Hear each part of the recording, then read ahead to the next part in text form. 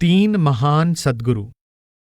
प्रश्न: क्या आप हमें अपने सद्गुरु हुजूर बड़े महाराज जी के विषय में कुछ बताएंगे?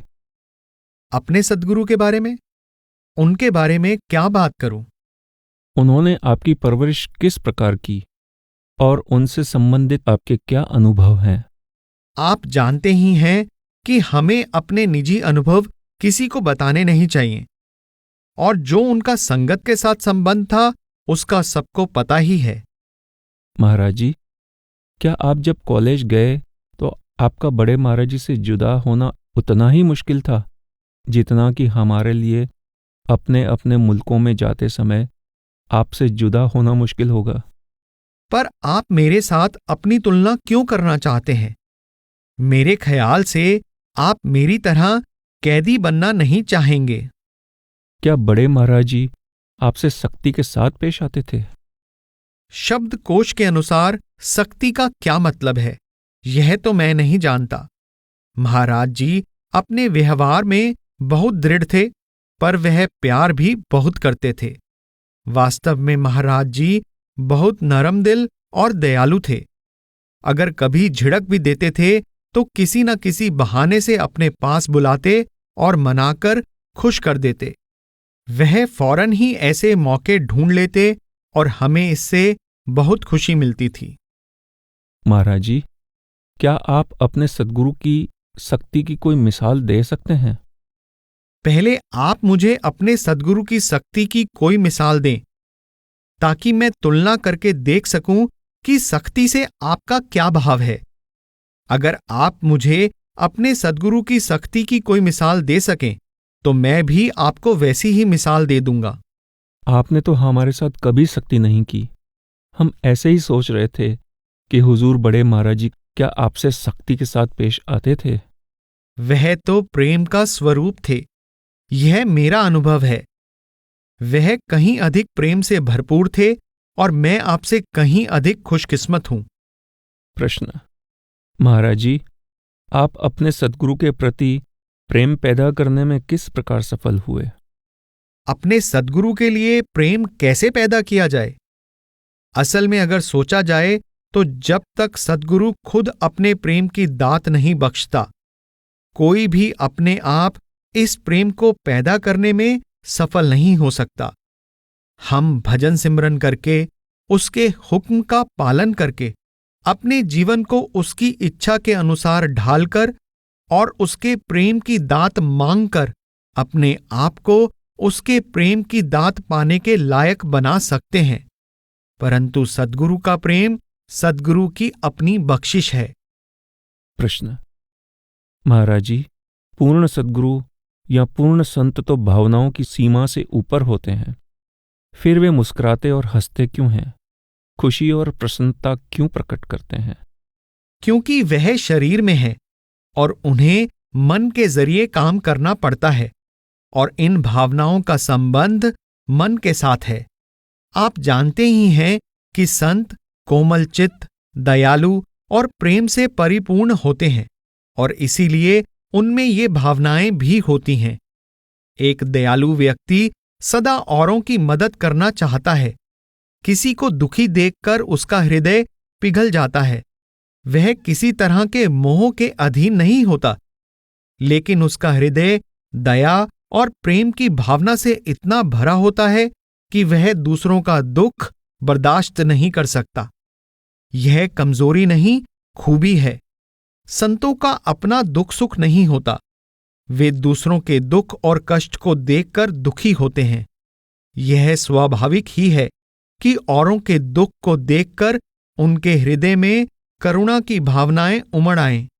उन पर दुख सुख का कोई असर नहीं होता, क्योंकि ना तो उनका किसी के प्रति मोह होता है और ना ही उन्हें किसी की कमी महसूस होती है।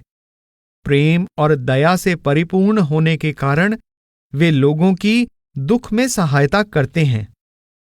प्रश्न: मैं नहीं समझता कि संत महात्माओं या सद्गुरु से हमेशा गंभीर रहने की आशा क्यों की जाए। प्रोफेसर भटनागर का कथन: हमेशा गंभीर रहने वाले सद्गुरु की संगति में रहना बहुत मुश्किल होगा। तब सत्संगी कहेंगे आप हमेशा इतने गंभीर क्यों रहते हैं? मैं समझ गया, दोनों ही परिस्थितियों में उन्हें गलत समझा जाएगा। यह ठीक है। मैं बहुत समय तक बड़े महाराज जी के साथ रहा हूं, क्योंकि वह मुझे बचपन में ही डेरे ले आए थे। इस दौरान घर में कई तरह की घटनाएं घटी, कुछ दुखपूर्ण भी।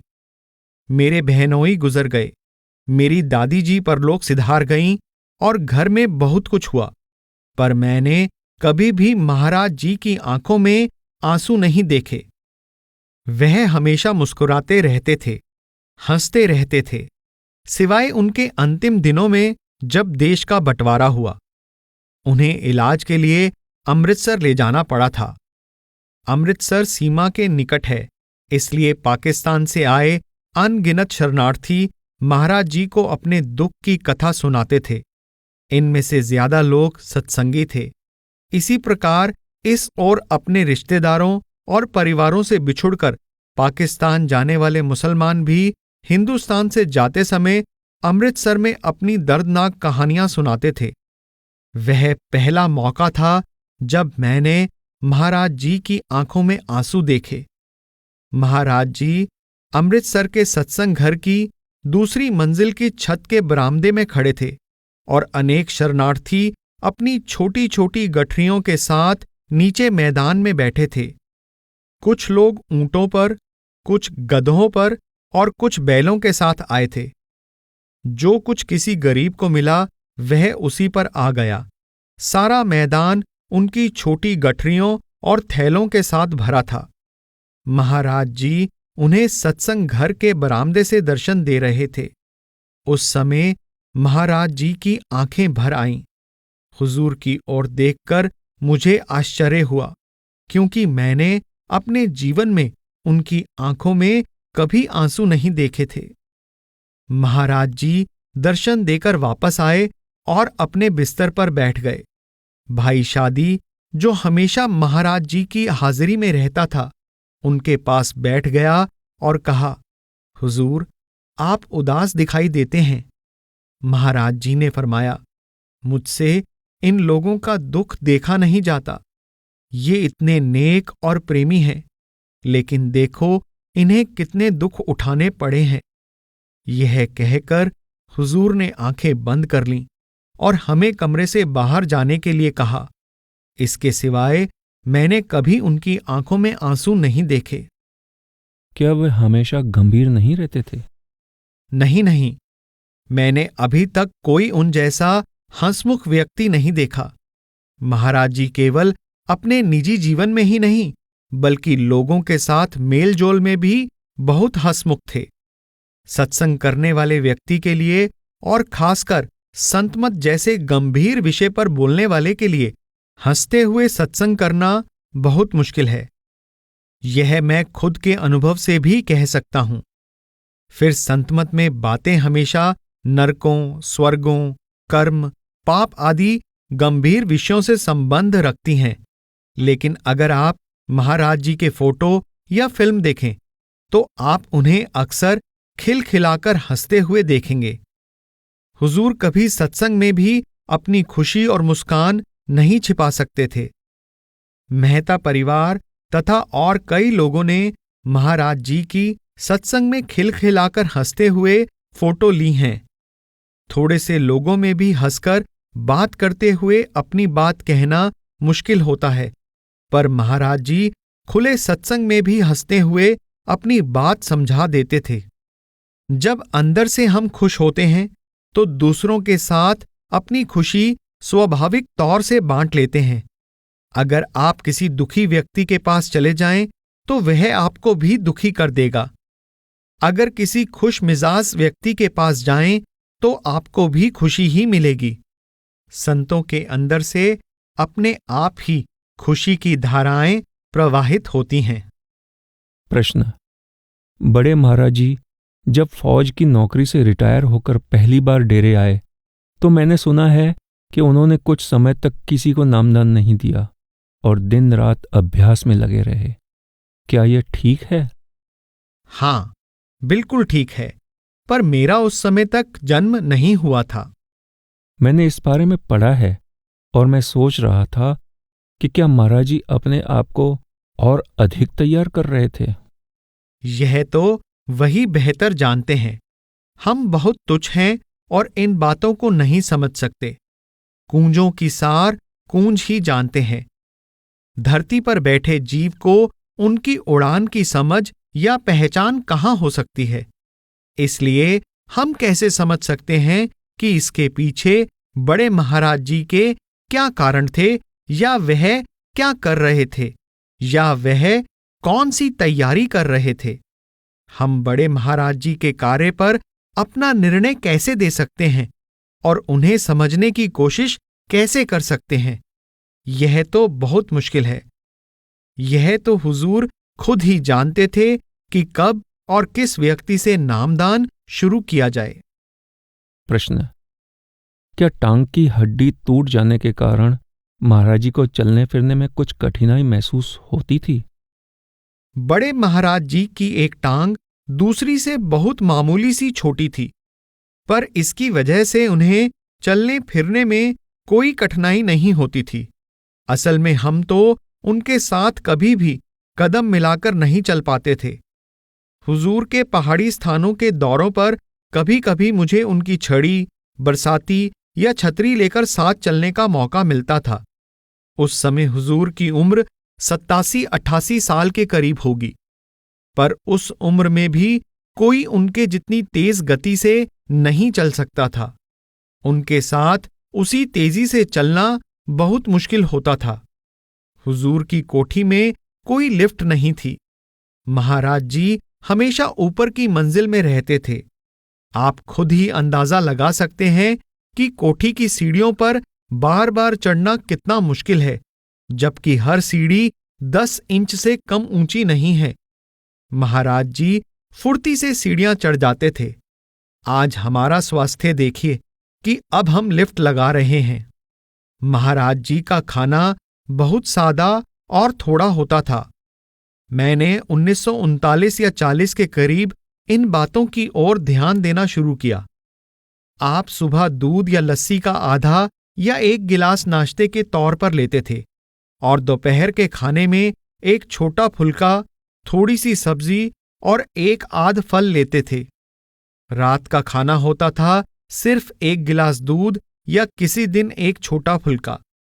बस यही उनकी खुराक थी। पर महाराज जी की रसोई हर किसी के लिए खुली थी। कोई ऐसा दिन नहीं जाता था जब 30-40 व्यक्तियों से कम उनकी रसोई में खाना ना खाते हों। कई भद्र पुरुष, उनके परिवार वाले, रिश्तेदार और मित्र हुजूर की रसोई में ही रोज खाना खाते थे, क्योंकि उन दिनों ना तो कोई भोजन भंडार था और ना ही किसी का अपना निजी रसोई घर था। हुजूर के परिवार के हम सब लोग भी वहीं खाना खाते थे। लोग 2-2, 3-3 दिन के लिए आते और हम सभी महाराज जी की रसोई में अपने घर की तरह बिना किसी झिझक के खाना खाने पहुंच जाते। प्रश्न, यह भी अच्छी बात थी कि हुजूर महाराज जी का अपना निजी बहुत बड़ा फार्म था। हाँ, यह ठीक है, क्योंकि महाराज जी की रसोई में राशन की कभी कमी नहीं हुई। असल में महाराज जी बहुत विशाल हृदय और दयालु थे। प्रश्न, आज की तुलना में उन दिनों संगत बहुत कम थी, इसलिए शायद हुजूर महाराज जी लोगों से मुलाकात करने में इतना व्यस्त नहीं रहते होंगे जितने कि आप व्यस्त रहते हैं। मुलाकातों का तो उस समय तांता लगा रहता था। वह बहुत ही व्यस्त रहते थे, मुझसे भी कहीं ज्यादा। मैंने उनकी रोज की दिनचर्या देखी है। सुबह महाराज जी खेतों का चक्कर लगाने जाते और वहां का काम देखते और हर महकमे के कामकाज की स्वयं निगरानी करते थे। उसके बाद हुजूर अपने दफ्तर में बैठकर डाक देखते। प्रोफेसर भटनागर के पिता लाला हरनारायण जी उन दिनों ऑफिस, चिट्ठी पत्री और हिसाब किताब देखते थे। उसके बाद लोग आने शुरू हो जाते और सुबह का बाकी सारा समय 1:30 या 2 बजे तक मुलाकातों में लग जाता था।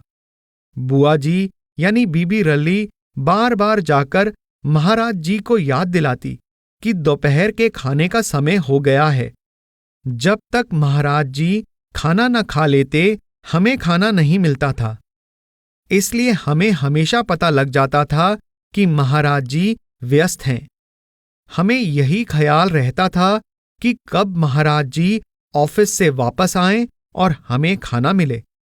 वह तीसरे पहर और कभी कभी सवेरे भी सत्संग करते थे।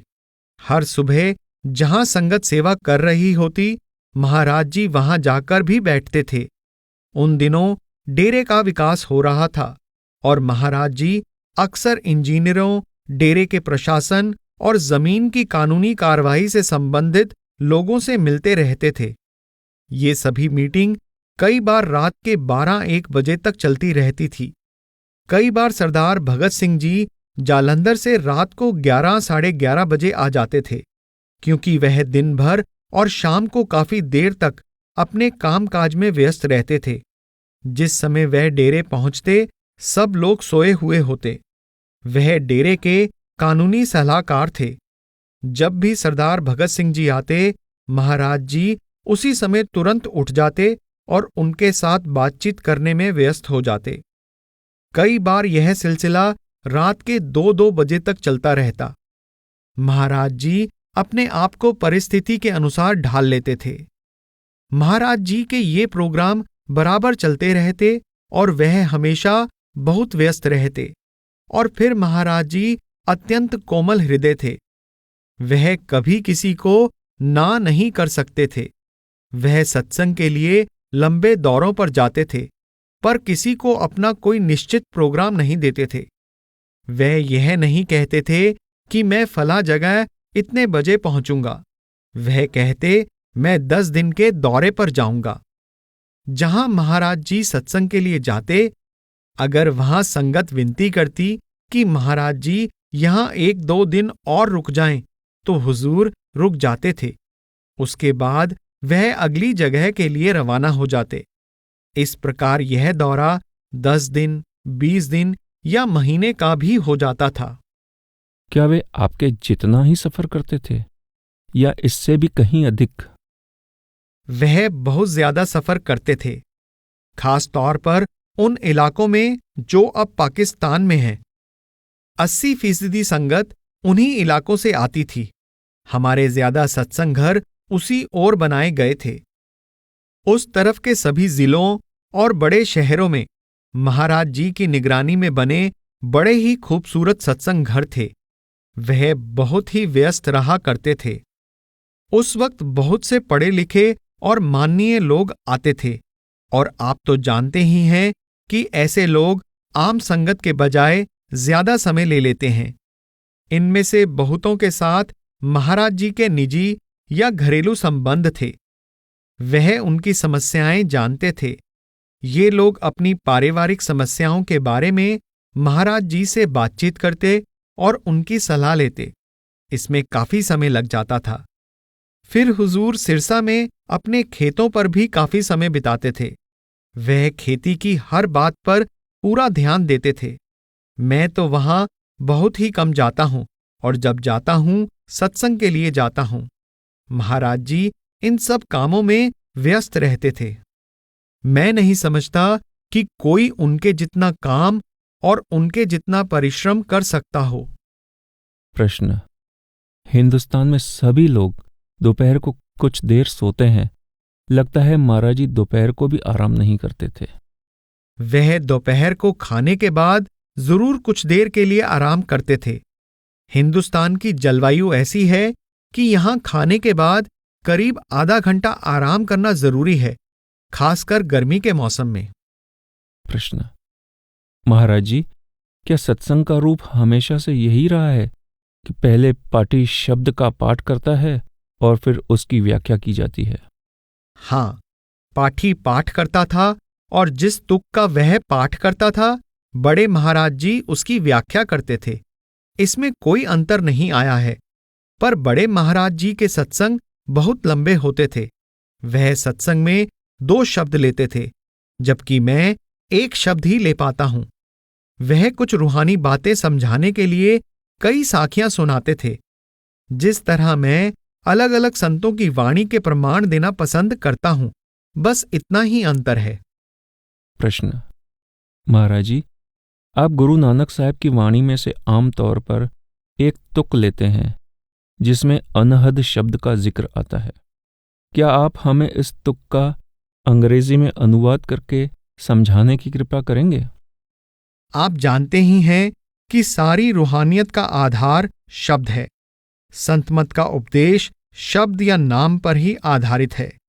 अगर इसमें से शब्द या नाम निकाल दें तो कुछ भी बाकी नहीं रहता। इसलिए मैं अपने सत्संग में हमेशा यह समझाने की कोशिश करता हूं कि नाम क्या है, नाम की आवश्यकता क्या है और नाम का अभ्यास करना क्यों जरूरी है। मैं संतों की वाणियों में से कई हवाले देकर इन्हीं दो बातों पर जोर देने की कोशिश करता हूं, ताकि लोग इस बात को अच्छी तरह समझ जाएं कि शब्द या नाम के बिना कोई उपाय नहीं है और नाम की कमाई करनी ही पड़ती है। जिस शब्द या नाम की हम चर्चा करते हैं और जिसकी ओर सब संत महात्मा इशारा करते हैं, वह हमारे अपने शरीर के अंदर है। यह ग्रंथ पोथियों और वेद शास्त्रों में लिखा हुआ शब्द नहीं है जिसे हम पढ़ते हैं। यह शब्द न सरोवरों में स्नान करने से मिलता है, न ग्रंथ पोथियों का पाठ करने से, और न ही मंदिरों, सिनागॉग, मस्जिदों, गुरुद्वारों, गिरजों आदि के चक्कर लगाने से मिलता है। आपको अंतर में, आंखों के बीच में तीसरे तिल पर इसे खोजना है। सिर्फ इस बात को समझाने और साबित करने के लिए मैं अलग अलग संतों की वाणियों में से उदाहरण देता हूं, ताकि सुनने वालों को पता लग जाए कि संत महात्माओं का असल में शब्द या नाम से क्या भाव है। आमतौर पर लोग शब्द यानी नाम का गलत अर्थ समझते हैं। उनका ख्याल है कि जो वाणी हम बोलते या पढ़ते हैं वही शब्द है। इसलिए यह समझाना पड़ता है कि यह शब्द नहीं है, केवल सच्चे शब्द को प्राप्त करने का साधन है।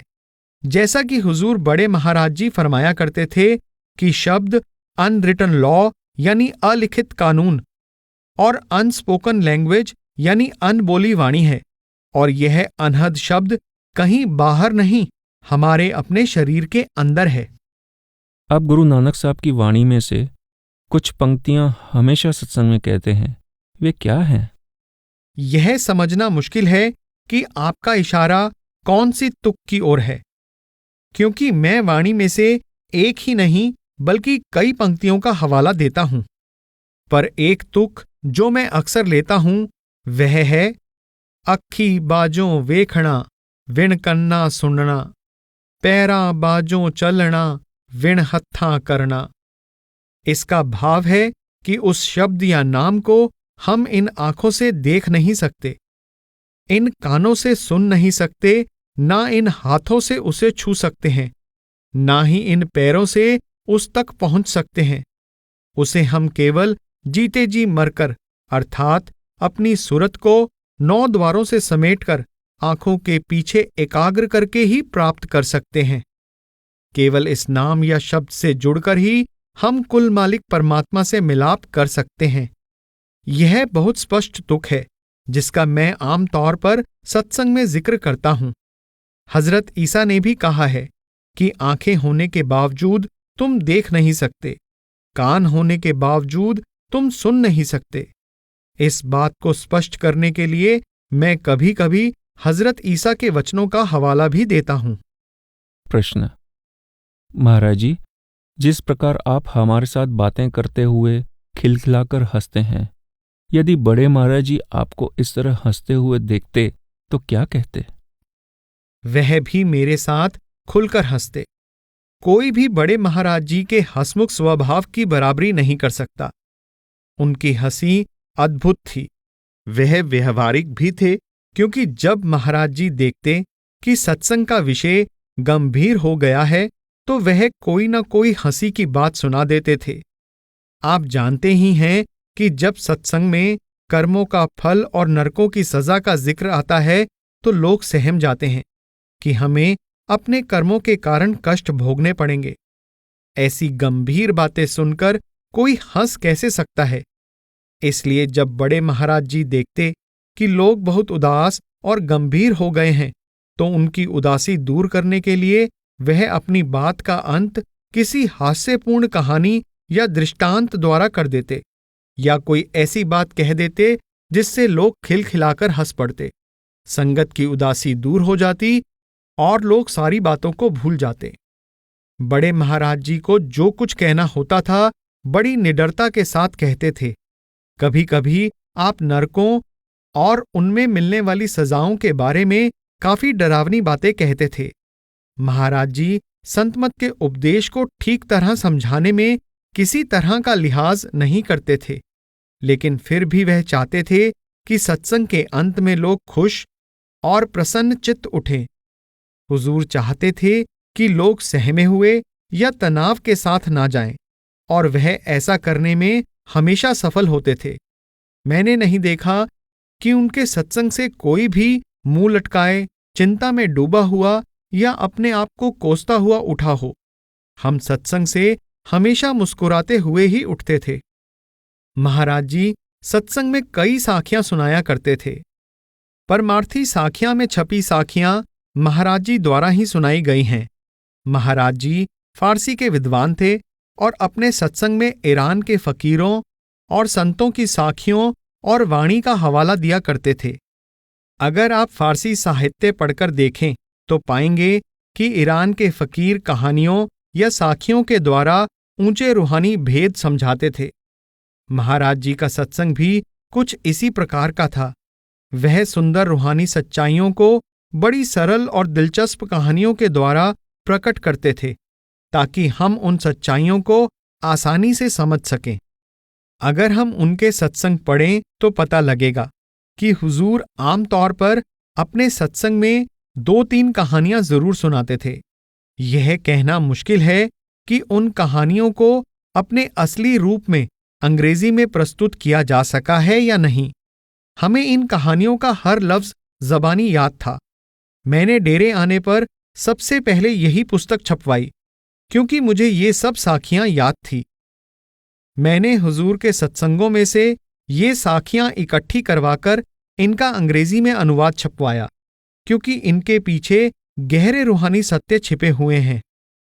असल में ये साखियां महाराज जी के सत्संग का अंग होती थी। अपनी बात समझाने का यह उनका तरीका था। हुजूर ये कहानियां कहानियों की खातिर नहीं, बल्कि गंभीर रूहानी बातें समझाने के लिए सुनाते थे। इस प्रकार संतमत के साहित्य और हमारे सत्संगों में कई साखियां आ गई हैं, जिन्हें शायद महाराज जी ने ईरान के सूफियों के कलाम में से लिया है या खुद रचा है। ये सभी साखियां हमारी पुस्तकों में दी गई हैं। आमतौर पर मैं अपने सत्संग में कोई कहानी नहीं सुनाता। मैं जिस रफ्तार से सत्संग शुरू करता हूं उसी के साथ खत्म करता हूं। मेरा तरीका बिल्कुल अलग है, वकीलों जैसा, क्योंकि मैं वकील रहा हूं और वकील दलील देकर अपनी बात समझाने की कोशिश करते हैं। मैं बहुत से हवाले देकर समझाना पसंद करता हूं। जिस प्रकार अदालत में किसी बात को साबित करने के लिए हाई कोर्ट के कई हवाले दिए जाते हैं, इस तरह सबका अपना अपना तरीका है। अगर बाइबल पढ़ें तो आप देखेंगे कि हजरत ईसा का तरीका ईरानी सूफियों जैसा प्रतीत होता है, क्योंकि ईरान और अरब देशों की सभ्यता एक जैसी है। इसीलिए हजरत ईसा भी साखियों या दृष्टांतों के द्वारा अपनी शिक्षा देते हैं। जब भी वह अपनी शिक्षा का कोई पहलू लोगों के मन में बिठाना चाहते हैं, वह किसी दृष्टांत की मदद लेते हैं, क्योंकि सीधे सादे लोग इन कहानियों के जरिए रूहानी बातों को आसानी से समझ जाते हैं और उनके मन पर इन बातों का गहरा प्रभाव बना रहता है। इस प्रकार हर महात्मा का अपने समय और लोगों के हालात के अनुसार उपदेश देने का अपना अपना ढंग होता है। हुजूर बड़े महाराज जी परिवार के सदस्यों से बातचीत के दौरान उन्हें कोई बात समझाते हुए कि ऐसा बर्ताव नहीं करना चाहिए या हमें पढ़ना चाहिए और मेहनत करनी चाहिए, वह हमें 1-2 साखियां सुनाकर उस बात को हमारे मन में अच्छी तरह बिठा देते थे कि जो कुछ वह कह रहे हैं वह बिल्कुल ठीक है। अपनी बात हमेशा मुस्कुराते हुए, हंसते हुए, बड़े प्रेम के साथ कहना उनका तरीका था। मेरे और मेरे छोटे भाई से संबंधित एक बात मुझे याद है। हिंदुस्तान में रिवाज है कि जब बुजुर्ग शाम को थक कर लेट जाते हैं तो परिवार के लड़के उनके पैर दबाते हैं। जब मैं और मेरा भाई कॉलेज से वापस आते तो शाम के समय जब महाराज जी लेटते हम भी उनके पैर दबाते थे। एक बार मैं एक पैर दबा रहा था और मेरा भाई दूसरा। हम दोनों ने एक एक टांग बांट ली थी। मेरा भाई छुटपन में कुछ नटखट था। वह अपने हिस्से का पैर दबाना खत्म करके जिस पैर को मैं दबा रहा था उसे दबाने लगा। कई बार मैंने उसका हाथ पकड़कर कहा, तू इस पैर को मत दबा, यह मेरा है, लेकिन वह फिर भी उसी पैर को दबाने लगता। कई बार एक दूसरे के साथ हाथापाई करते हुए हमारे हाथ महाराज जी के पैरों पर जा लगते। हुजूर चुपचाप सब कुछ देखते रहे। वह सरदार भगत सिंह जी और कुछ लोगों के साथ डेरे की जमीनों के बारे में चर्चा कर रहे थे। यह गर्मी के मौसम की बात है, जब महाराज जी ऊपर छत पर बालकनी में चारपाई पर लेटे हुए थे। जब महाराज जी ने देखा कि उनकी टांगों पर हमारे हमले बढ़ गए हैं तो वह उठकर कुर्सी पर बैठ गए और वहां मौजूद 4-5 व्यक्तियों को यह कहानी सुनानी शुरू कर दी। एक साधु के 2 चेले थे। दोनों उसका एक एक पैर दबा रहे थे। एक चेला बहुत शरारती था।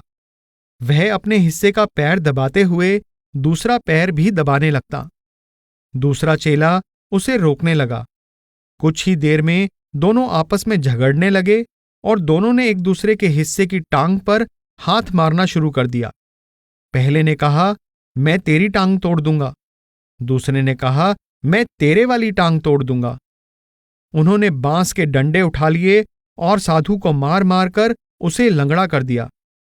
कहानी सुनाकर महाराज जी ने मुस्कुराते हुए कहा, मेरे बच्चे अभी इस हद तक नहीं पहुंचे। वे मेरी टांगों को बांस के डंडों से नहीं, हाथों से ही पीट रहे हैं। और हम दोनों ही उस समय हुजूर के चरणों में बैठे हुए थे। इस तरह महाराज जी का यही तरीका था। वह चाहे सत्संग कर रहे हों या कोई घरेलू समस्या सुलझा रहे हों, इसी प्रकार की कहानियों द्वारा समझाया करते थे। देव प्रकाश का कथन। महाराज जी ने एक बार हमें एक बहू और उसकी सास की कहानी सुनाई। हिंदुस्तान में आम तौर पर बहू अपनी सास को माँ या माताजी कहती है। एक सास अपनी बहू को बहुत प्यार करती थी। वह चाहती थी कि बहू उसको माँ कहकर बुलाया करे, पर बहू उसे माँ कभी नहीं कहती थी। एक बार गर्मियों में सास और बहू अपने मकान की छत पर सो रही थी कि घर में चोर आ गया। चोर बहू के पास जा पहुंचे और उसके हाथ की सोने की चूड़ियां उतारने लगे। बहू जाग पड़ी और घबराते हुए चिल्लाई, माँ माँ बचाओ, चोर आ गए हैं। सास उसके पास ही सो रही थी। बहू की आवाज़ सुनकर जाग पड़ी और कहने लगी, अरे चोरों, जो चाहे ले जाओ। मैं आज बहुत खुश हूं कि मेरी बहू ने मुझे माँ कहकर पुकारा है। एक और छोटी सी कहानी है जो बड़े महाराज जी सुनाया करते थे। एक लड़की बहुत बीमार थी। उसकी माँ रोज परमात्मा से प्रार्थना करती थी, हे मालिक, दया कर कि मेरी लड़की ठीक हो जाए। फिर एक दिन उसने प्रार्थना की, हे प्रभु, मेरी बेटी के बदले मेरी जान ले ले, पर कृपा करके मेरी बेटी को ठीक कर दे। मैं बूढ़ी हूं, अपने दिन भोग चुकी हूं, मैं मरने के लिए तैयार हूं, उसकी जगह मेरी जान ले ले। मां अभी प्रार्थना कर ही रही थी कि घर के अंदर एक भैंस घुस आई। आपने हिंदुस्तानी भैंसों को देखा ही होगा कि वे किस तरह गलियों में घूमती फिरती हैं। गर्मी की रात थी। बीमार लड़की अंदर कोठरी में पड़ी थी और मां बाहर आंगन में थी। एक देग यानी बड़ी पतीली में कुछ चने पड़े हुए थे। भैंसों को चने खाने का बहुत शौक होता है, इसलिए भैंस ने चने खाने के लिए अपना सिर देग में डाला, पर उसके सींग देग में फंस गए। देग का पेंदा काला स्याह था। जब अंधेरी रात में भैंस ने देग सहित अपना सिर उठाया तो बुढ़िया भैंस का मुंह ना देख सकी। उसको सिर्फ देख का काला पेंदा दिखाई दिया। भैंस ने घबराकर इधर उधर घूमना शुरू किया तो बुढ़िया ने सोचा कि यह तो यमदूत है। उसने फौरन कोठरी की ओर इशारा करते हुए कहा, मैं तो बूढ़ी हूं, लड़की तो इस कोठरी में पड़ी है। यह कहते समय वह मालिक से की हुई अपनी प्रार्थना बिल्कुल भूल गई। महाराज जी फरमाया करते थे कि हमारे सांसारिक रिश्तों की यही असलियत है।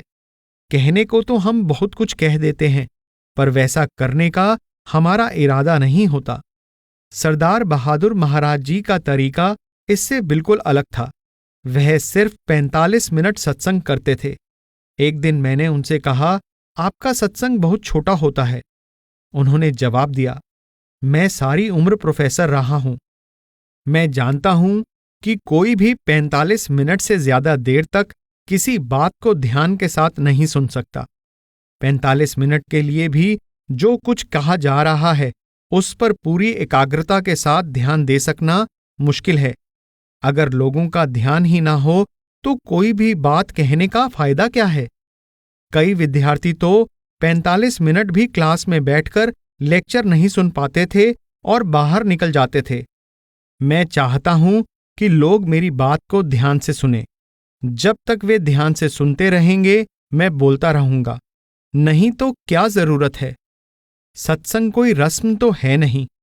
मैंने कहा, पर आपका सत्संग सुनने कौन जाता है? हम तो दर्शन करने के लिए जाते हैं। मुझे तो इतना भी याद नहीं रहता कि आप क्या बोल रहे हैं। यह सुनकर सरदार बहादुर जी मुस्कुराए और चले गए।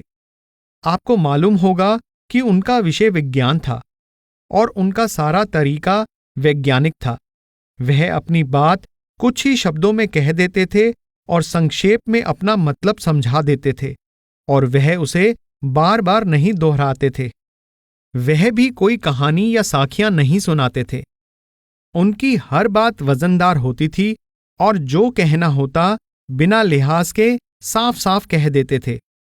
एक दिन मैं उनके पास खड़ा था कि एक सत्संगी आकर कहने लगा, मेरी सूरत घुटनों तक सिमट आती है, फिर भी मुझे अंदर कुछ दिखाई नहीं देता। सरदार बहादुर जी ने जवाब दिया, आंखें घुटनों पर नहीं लगी हुई हैं, और अपनी आंखों के मध्य में इशारा करते हुए फरमाया, तुमको यहां आना पड़ेगा। शायद वह सत्संगी सोच रहा होगा कि सरदार बहादुर जी उसे शाबाशी देंगे कि उसकी सूरत घुटनों तक सिमट आती है। पाकिस्तान बनने के बाद एक पति पत्नी उनके पास आए। उनका काफी सामान लुट चुका था और पत्नी ने सरदार बहादुर जी से कहा, हमारा तो लगभग सभी सामान लुट चुका है और इस वजह से मेरे पति काफी घबराए हुए और परेशान हैं। कृपा करके उनके सिर पर अपना दया का हाथ रख दें। सरदार बहादुर जी ने कहा, उन्हें मेरे हाथ की जरूरत नहीं है। उनके लिए तो आपका हाथ काफी है। वह आपके हाथ के नीचे काफी खुश हैं। उन्हें मेरी दया की जरूरत नहीं है। उनको सिर्फ आपकी दया चाहिए। वह बहुत सीधी बात करते थे। एक बार सरदार बहादुर महाराज जी ऑफिस में लाला मुंशीराम के साथ बैठे थे कि एक पति पत्नी मुस्कुराते हुए कुएं के पास से होकर नामघर की ओर आ रहे थे। सरदार बहादुर जी ने दूर से ही देख लिया कि वे उनकी ओर आ रहे हैं। उन्होंने कहा, लाला मुंशीराम जी, देखो ये दोनों किस तरह हंसते हुए खुशी के साथ आ रहे हैं, पर मेरे पास आते ही रोना शुरू कर देंगे। यही हुआ। जैसे ही वे सरदार बहादुर जी के पास पहुंचे, पत्नी ने रोना शुरू कर दिया और पति कहने लगा कि उनका सब कुछ पाकिस्तान में ही लुट गया है। सरदार बहादुर जी चुपचाप सुनते रहे। फिर उन्होंने कहा, आप दोनों हंसते हुए चले आ रहे थे, पर मुझे देखकर रोने लगे। जरूर मुझमें ही कुछ कमी होगी। एक दिन बारिश के मौसम में सरदार बहादुर महाराज जी सत्संग फरमाने जा रहे थे और दरबारी दास यह शब्द पढ़ रहा था, चक्खड़ चागी मी वरसै, पी गुर देखण जाई। कितनी ही बरसात क्यों ना हो जाए, वह मुझे अपने गुरु के दर्शन करने से नहीं रोक पाएगी। रास्ते में सांप क्यों ना हो, मैं अपने गुरु तक जरूर आऊंगा। दुश्मन बंदूकें लेकर खड़े हों, उनसे लड़कर मैं अपने गुरु के दर्शन के लिए जाऊंगा। दरबारी दास भाव से शब्द पढ़ रहा था और संगत बड़ी लगन के साथ दोहरा रही थी। सरदार बहादुर महाराज जी के सत्संग शुरू करने के करीब 15-20 मिनट बाद हल्की बारिश होने लगी। कई लोग एकदम दौड़कर बरामदे में चले गए। सरदार बहादुर महाराज जी ने फरमाया, 15 मिनट से तो ये गुरु प्रेम के विषय में इतना गा रहे थे और अब ये बारिश की 2-4 बूंदों का सामना नहीं कर पाए। यह है हमारा प्रेम उनके लिए। वह सीधी और स्पष्ट बात करते थे और किसी को नहीं छोड़ते थे। एक बार एक सत्संगी उनके पास आकर बोला, मैं अपने बेटे की पढ़ाई और रोजगार के बारे में आपकी राय लेना चाहता हूं। आपने चुपचाप उसकी बात सुनी। उस समय सरदार बहादुर जी गद्दी नशीन नहीं हुए थे। जब वह लायलपुर से डेरे आते तो मैं अक्सर उनसे मिलने जाता था। वह ऊपर के कमरे में जहां भी जगह होती चुपचाप बैठ जाते। वह बहुत कम बोलते थे। जब तक जरूरी ना होता वह बात नहीं करते थे। अगर उनके लिए जवाब देना जरूरी होता तभी बोलते, वरना नहीं। उस व्यक्ति ने अपने लड़के के बारे में सब समस्याएं बताईं और अंत में कहा, मैंने इस बारे में हुजूर महाराज जी की भी सलाह ली है। सरदार बहादुर जी बोले, क्या आपने बड़े महाराज जी की सलाह लेने के बाद मुझसे सलाह मांगने की हिम्मत कैसे की? क्या मैं कोई दूसरी राय दे सकता हूं? अगर आप महाराज जी पर भरोसा नहीं कर सके तो मुझ पर कैसे करोगे? यह कहकर वह खामोश हो गए। उनका यही स्वभाव था। सरदार बहादुर जी के हमारे परिवार के साथ बहुत निकट संबंध थे। वह हमारे साथ ही रहते थे और हमारे साथ ही खाना खाते थे। वह बचपन से ही हम सबको जानते थे, क्योंकि उनकी मेरे पिताजी के साथ गहरी मित्रता थी। पर सद्गुरु पद संभालने के बाद भी उन्हें पता नहीं था कि हम कितने भाई बहन हैं। उनकी दुनियावी बातों में बहुत कम दिलचस्पी थी। उनके गद्दी नशीन होने के 1 साल बाद की बात है। मैं एक दिन सिरसा से आया और सरदार बहादुर महाराज जी के पास सुबह माथा टेकने गया। उन्होंने बाद में मुझे बुलवाया और मुझसे पूछा, तेरी कितनी बहनें हैं? मेरी बहनें रोज उनको माथा टेकने के लिए जाती थी। सरदार बहादुर जी मुस्कुराते हुए उनसे मिलते, लेकिन उन्हें उनके नाम याद नहीं थे। हमारे परिवार के लोगों का नाम भी याद ना होना उन्हें कुछ परेशान करता था। वह उनके नाम लेकर उन्हें प्यार से बुलाना चाहते थे। इसलिए उन्होंने मुझसे पूछा, तेरी कितनी बहनें हैं? मैंने जवाब दिया, महाराज जी 4 हैं। उन्होंने पूछा, उनके क्या नाम हैं? मैंने उन्हें नाम बताए तो उन्होंने याद करने के लिए 2-3 बार नाम दोहराए। फिर पूछा, इनमें से विवाहित कितनी हैं और कुंवारी कितनी? मैंने बताया कि सिर्फ 2 का विवाह हो चुका है, 2 का होना बाकी है। उन्होंने फरमाया, अच्छी बात है। जब कल सवेरे वे मुझसे मिलने आए तो तू मेरे पास खड़े रहना। जब दूसरे दिन परिवार के लोग एक एक करके आने लगे तो सरदार बहादुर महाराज जी ने मुझसे कहा, तू धीरे धीरे मुझे इनके नाम बताते जाना। मैं मुस्कुराते हुए इस बात का आनंद ले रहा था, क्योंकि मेरी बहनें ही नहीं बल्कि घर का हर व्यक्ति सोचता था कि सरदार बहादुर जी उन्हें सबसे ज्यादा प्यार करते हैं। इस तरह मैं उन्हें बताता गया कि इसका यह नाम है, इसका यह नाम है। उन्हें कुछ समय ये नाम याद भी रहे। पर जब सरदार बहादुर जी अगली बार सिरसा आए तो वह फिर से उनके नाम भूल चुके थे। इसलिए उन्होंने मुझे बुलाकर कहा, मुझे याद है कि तेरी 4 बहनें हैं और यह भी याद है कि उनमें से 2 विवाहित हैं और 2 कुंवारी, पर विवाहितों के क्या नाम हैं और कुंवारियों के क्या नाम हैं? मेरी कुंवारी बहनें उस समय सिरसा में घर पर थी और विवाहित अपने ससुराल गई हुई थी। इसलिए उन्होंने कहा, अभी यहां 2 ही हैं, मुझे उन दोनों के नाम बता। मैंने उनके नाम बता दिए। इसके बाद सरदार बहादुर जी मेरी बहनों को उनके नाम लेकर ही बुलाते रहे। कई बार वह यूं ही उनके नाम लेकर उनसे बात करते थे ताकि उन्हें नाम याद रहें। उनका ऐसा करना मुझे बहुत भाता था। सरदार बहादुर महाराज जी बहुत कम बोलते थे और बिना किसी खास कारण के किसी में दिलचस्पी नहीं लेते थे। उन्हें ना तो अपने परिवार के लोगों की चिंता होती थी और ना ही रुपए पैसे या जायदाद की। वह अपने मन को कभी इन चीजों की ओर नहीं जाने देते थे। जब सरदार बहादुर महाराज जी गुरु गद्दी पर विराजमान नहीं हुए थे, यह तब की बात है। उनका एक परिचित लायलपुर में उनके घर ठहरा हुआ था। सरदार बहादुर जी कॉलेज से सीधे अपने कमरे में और कमरे से सीधे कॉलेज चले जाते थे।